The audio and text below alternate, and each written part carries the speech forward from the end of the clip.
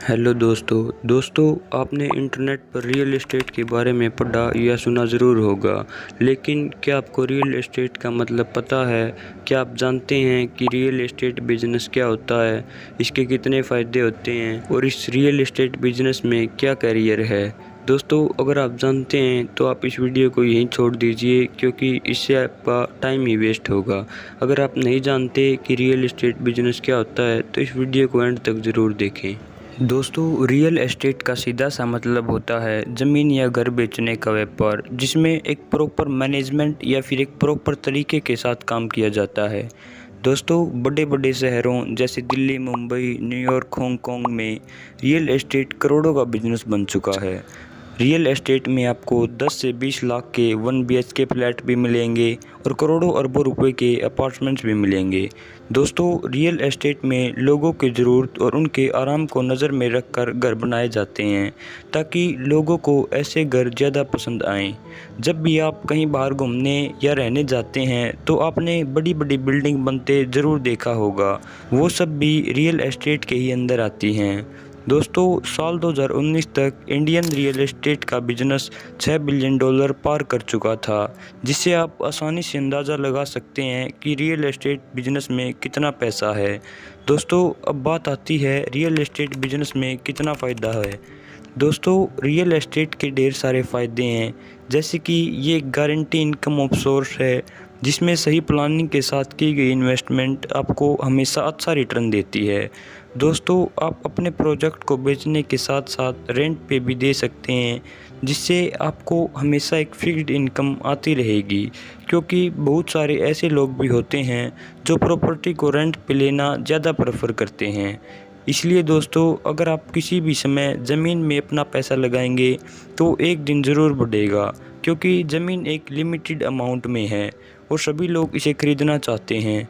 इसलिए इनकी resale value बहुत ज़्यादा होती है, जिससे आपको बहुत ज़्यादा फ़ायदा मिल सकता है। दोस्तों, रियल एस्टेट के बिजनेस में आने के बाद सोसाइटी में आपका स्टेटस भी बहुत बढ़ जाता है और वो प्रॉपर्टी आप एक बार ख़रीद लेते हैं, फिर बाद में आप अपने मन से उसे ख़रीद या बेच सकते हैं और यह फाइनेंशियली सिक्योर फ्यूचर भी आपको देता है। दोस्तों, अगर आप रियल एस्टेट में इन्वेस्टमेंट करते हैं तो गवर्नमेंट आपको टैक्स में भी छूट देती है, जिससे आपको बहुत फ़ायदा होता है।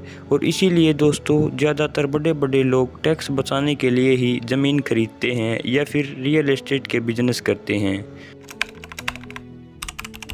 दोस्तों, अब सबसे ज़रूरी बात आती है कि रियल एस्टेट के बिजनेस में कैरियर कैसा है।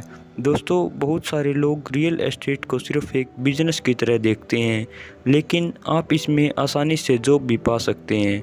दोस्तों, सभी बिल्डर को कारीगर और इंजीनियर की ज़रूरत पड़ती है, और अगर आप एक इंटीरियर डिज़ाइनर हैं तब भी आप किसी बिल्डर से बात करके आसानी से उसके साथ काम कर सकते हैं। जैसे हर बिजनेस में कुछ रिस्क फैक्टर होते हैं, उसी तरह रियल एस्टेट में भी रिस्क फैक्टर होते हैं। तो चलिए दोस्तों, अब कुछ रियल एस्टेट के रिस्क फैक्टर के बारे में जान लीजिए।